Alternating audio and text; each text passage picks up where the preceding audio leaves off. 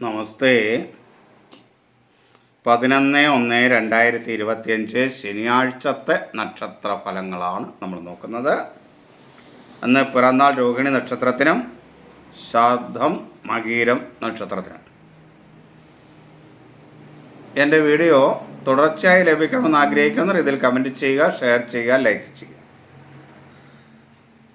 നിങ്ങളുടെ വ്യക്തിപരമായ ഫലങ്ങൾ അറിയണം എന്നാഗ്രഹിക്കുന്നവർ എൻ്റെ വാട്സാപ്പ് നമ്പറിലേക്ക് നിങ്ങളുടെ ഡീറ്റെയിൽസ് മെസ്സേജ് ചെയ്യുക. നമുക്ക് നക്ഷത്രഫലത്തിലേക്ക് വരാം. 11/1/2025 ശനിയാഴ്ച. കർക്കിടകം, വൃശ്ചികം, മീനം രാശിക്കാർക്ക് ഗുണകരവും, കന്നി, മകരം രാശിക്കാർക്ക് ഗുണദോഷ സമ്മിശ്രവും, മേടം, കുംഭം, തുലാം രാശിക്കാർക്ക് ദോഷവും, ഇടവം, മിഥുനം, ചിങ്ങം, ധനു രാശിക്കാർക്ക് കഠിന ദോഷവും ഉള്ള ദിവസം ആണ്.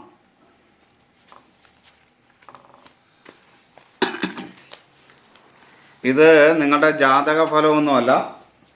നിങ്ങളുടെ ജാതകമനുസരിച്ച് ഇതിന് ചെറിയ ഏറ്റക്കുറച്ചിലുകളൊക്കെ ഉണ്ടാകും. പക്ഷേ എങ്കിലും നിങ്ങളുടെ പൊതുവായ പ്രവർത്തനങ്ങളെ ഒന്ന് ചിട്ടപ്പെടുത്തുന്നതിനും ഗുണദോഷങ്ങളെ അറിഞ്ഞിരിക്കുന്നതിനും ഈ നക്ഷത്ര ഫലങ്ങൾ നിങ്ങൾക്ക് ഉപയോഗിക്കാം. വ്യക്തിപരമായ ഫലങ്ങൾ ഓരോരുത്തരുടെയും ജാതകം നോക്കി പ്രത്യേകം പറഞ്ഞാലേ കൃത്യമാകുകയുള്ളൂ എന്നുകൂടെ അറിഞ്ഞിരിക്കണം. ഇനി നമുക്ക് ഓരോരുത്തരുടെയും നക്ഷത്രങ്ങൾ പറഞ്ഞ് ഡീറ്റെയിൽ ആയിട്ട് ഓരോ നക്ഷത്രം പറഞ്ഞ് നോക്കാം.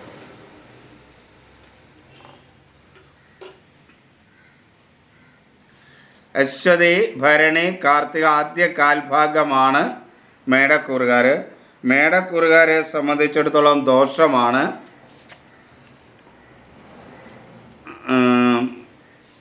പിതൃസ്ഥാനീയരുമായിട്ടുള്ള അഭിപ്രായ വ്യത്യാസങ്ങൾക്ക് സാധ്യതയുള്ളൊരു സമയമാണ്. സുഹൃത്തുക്കൾ മൂലം ചില പ്രയാസങ്ങളും ബുദ്ധിമുട്ടുകളും അവർക്ക് അനുഭവിക്കാൻ സാധ്യതയുണ്ട്. കുടുംബത്തിൽ ഒരു സ്വസ്ഥത കുറവായിരിക്കും. സാമ്പത്തികമായ നഷ്ടം ചെറിയ തോതിൽ ഇവരെ ബാധിക്കും. മറ്റുള്ളവരിൽ നിന്ന് ചില അപമാനങ്ങളോ അപകീർത്തിയോ ഒക്കെ ഉണ്ടാകാൻ സാധ്യതയുണ്ട്.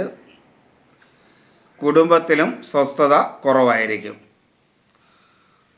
പൊതുവെ അനുകൂലമായിരിക്കില്ല. തൊഴിൽരംഗത്ത് പ്രത്യേകിച്ച് അത്ര മേന്മയേറിയതും ആയിരിക്കില്ല. ഇനി ഇടവം രാശി. കാർത്തിക അവസാന മുക്കാൽ ഭാഗം, രോഹിണി, മകീരം ആദ്യ പകുതി ഭാഗം. ഇടവം രാശിക്ക് കഠിനമായ ദോഷമുള്ള ഒരു ദിവസമായിരിക്കും. പുത്രസ്ഥാനീയരുമായുള്ള അഭിപ്രായ വ്യത്യാസങ്ങളും കലഹങ്ങളും ഒക്കെ ഉണ്ടാകാതിരിക്കാനായിട്ട് പ്രത്യേകം ശ്രദ്ധിക്കണം. വിദ്യാർത്ഥികൾക്ക് അത്ര അനുകൂലമായ സമയമൊന്നുമല്ല. വിദ്യാർത്ഥികളായിരിക്കുന്നവർക്ക് അലസതയും ഒക്കെ ഉണ്ടാകാൻ സാധ്യതയുള്ള ഒരു സമയമാണ്. തൊഴിൽ രംഗത്ത് ഒരു പ്രയാസവും ബുദ്ധിമുട്ടുമൊക്കെ അനുഭവപ്പെടും. കുടുംബത്തിലാണെങ്കിലും ഒരു സ്വസ്ഥത കുറവ് അനുഭവപ്പെടും. ജീവിത പങ്കാളിയുമായി കലഹമോ അഭിപ്രായ വ്യത്യാസമോ ഒക്കെ ഉണ്ടാകാതിരിക്കാനായിട്ട് പ്രത്യേകം ശ്രദ്ധിക്കുകയും ചെയ്യണം. ഇനി മിഥുനം രാശി. മകീരം അവസാന പകുതി ഭാഗം, തിരുവാതിര, പുണർദം ആദ്യ മുക്കാൽ ഭാഗം. മിഥുനത്തിനും കഠിന ദോഷമാണുള്ളത്. സാമ്പത്തികമായ കാര്യങ്ങളിൽ ഒട്ടും അനുകൂലമല്ലാത്ത ഒരു സമയമായിരിക്കും. അതുപോലെ ഗവൺമെൻറ് കാര്യങ്ങൾക്ക് ഒക്കെ ഇറങ്ങി തിരിച്ചിട്ടുണ്ടെങ്കിൽ അതിന് തടസ്സം വരുന്ന സമയമായിരിക്കും. അനുകൂലമല്ലാത്ത സുഹൃത്തുക്കൾ ഉണ്ടാകും. അതുകൊണ്ട് ചതി, വഞ്ചന മുതലായതിലേക്ക് വരാതിരിക്കാനായിട്ട് പ്രത്യേകം ശ്രദ്ധിക്കണം. യാത്രകൾ അത്ര അനുകൂലമൊന്നും ആയിരിക്കില്ല. പൊതുവെ മനസ്സ് സ്വസ്ഥത നിറഞ്ഞത് ആയിരിക്കില്ല. കർക്കിടകം പുണർദം അവസാന കാൽഭാഗം, പൂയം, ആയില്യം. ഈ കർക്കിടകം രാശിക്കാർക്ക് പൊതുവെ ശുഭകരമാണ്. തൊഴിൽരംഗത്ത് മേന്മയുണ്ടാകും. ആരോഗ്യകാര്യങ്ങൾ മെച്ചപ്പെടും. എല്ലാ കാര്യത്തിലും ഒരു ധൈര്യവും ഉന്മേഷവും ഒക്കെ ഉണ്ടാകും. കുടുംബത്തിൽ ഒരു ചെറിയ അഭിപ്രായ വ്യത്യാസങ്ങളൊക്കെ ഉണ്ടാകാനുള്ളൊരു സാധ്യത ഉണ്ട്.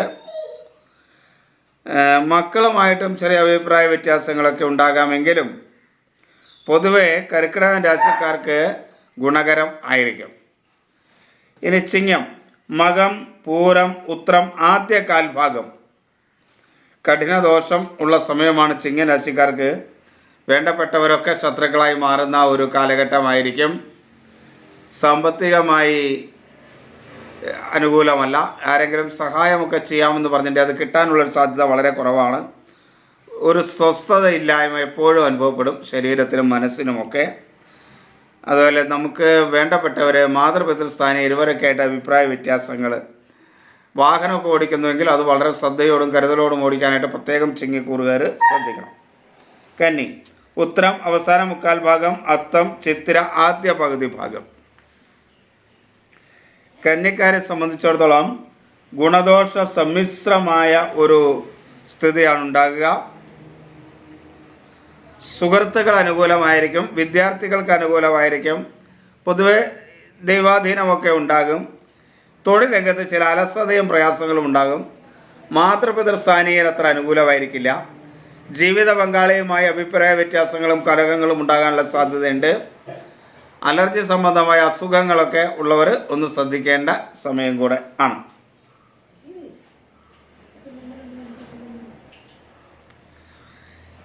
ഇനി തുലാം രാശി. തുലാം രാശിക്ക് ദോഷകരമായ ഒരു സമയമാണ്.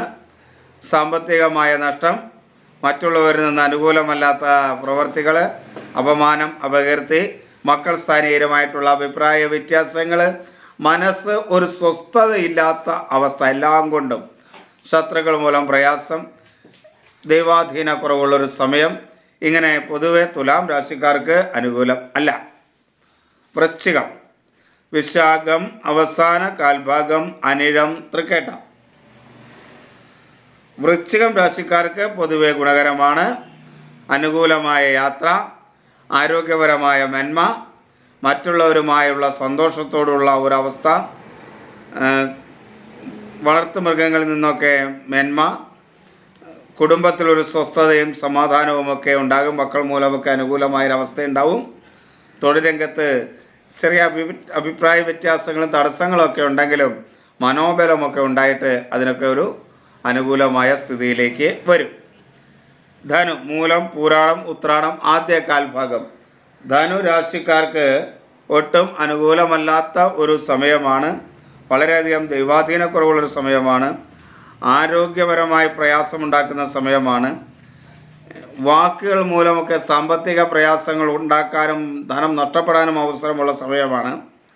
അപകടം, അപമാനം, അനുകൂലമല്ലാത്ത സുഹൃത്ത് ബന്ധങ്ങളൊക്കെ ആയിട്ട് ധനുക്കാർക്ക് ഒട്ടും അനുകൂലമല്ല. മകരം, ഉത്രാടം അവസാന മുക്കാൽ ഭാഗം, തിരുവോണം, അവിട്ടം ആദ്യ പകുതി ഭാഗം. മകരക്കൂറുകാർക്ക് ഗുണദോഷ സമ്മിശ്രമാണ്. മനസ്സന്തോഷം അല്പം കുറവുള്ളൊരു സമയമായിരിക്കും. കുടുംബത്തിലാണെങ്കിൽ ഒരു സ്വസ്ഥത അല്പം കുറവായിരിക്കും. എങ്കിലും മൃഗസംരക്ഷണ മേഖല, കൃഷി, ഇവിടെ നിന്നൊക്കെ അഭിവൃദ്ധി ഉണ്ടാവും, ധനനേട്ടം ഉണ്ടാകും, മക്കളിൽ നിന്ന് അനുകൂലമായ സ്ഥിതി ഉണ്ടാവും, സ്ഥാനപ്രാപ്തി ഉണ്ടാവും. ആരോഗ്യപരമായി അത്ര അനുകൂലമായിരിക്കില്ല. മറ്റുള്ള അംഗീകാരവുമൊക്കെ ഉണ്ടാകും. പൊതുവേ ഗുണദോഷ സമ്മിശ്രമായിരിക്കും. കുംഭം, അവിട്ടം അവസാന പകുതി ഭാഗം, ചതയം, പൂരുരുട്ടാതി മുക്കാൽ. കുംഭം രാശിക്കാർക്ക് ദോഷകരമാണ്. എല്ലാത്തിനും ഒരു മടുപ്പും അലസതയും അനുഭവപ്പെടുന്ന സമയമായിരിക്കും. വേണ്ടതുപോലെ പൂർത്തിയാക്കാൻ കഴിയില്ല. മക്കളിൽ നിന്ന് ചില അഭിപ്രായ വ്യത്യാസങ്ങളൊക്കെ ഉണ്ടാകും. തൊഴിൽ രംഗത്ത് ചില തടസ്സങ്ങളും, ധനം വരും എന്നാൽ അതേപോലെ നഷ്ടമാകുന്നൊരവസ്ഥ ഉണ്ടാവും.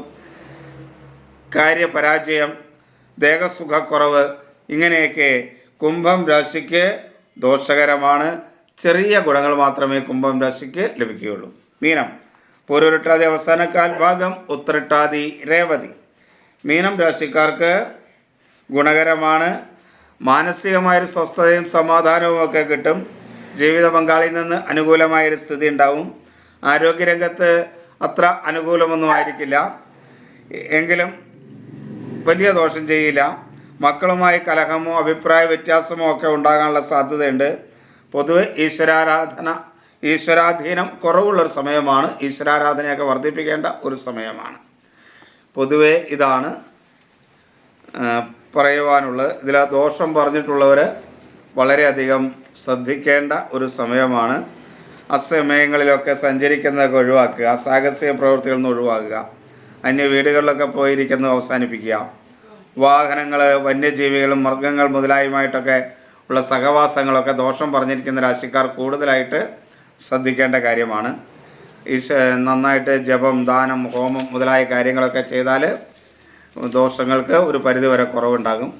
ഇത് ജാതക പരിശോധനയോടുകൂടി ആണ് എന്തൊക്കെ പരിഹാരങ്ങളാണ് വേണ്ടതെന്ന് തീരുമാനിക്കുക. എന്തായാലും നാമജപം കലിയുഗത്തിൽ വളരെ പ്രധാനമാണ്. ഏത് ദോഷങ്ങൾക്കുമുള്ള പരിഹാരമാണ്. ഒരു നാമം ജപിക്കാനായിട്ട് പ്രത്യേകം ശ്രദ്ധിക്കുക. എല്ലാവരെയും ഈശ്വരൻ അനുഗ്രഹിക്കട്ടെ എന്ന് പ്രാർത്ഥിക്കുന്നു. എല്ലാവർക്കും നമസ്തേ.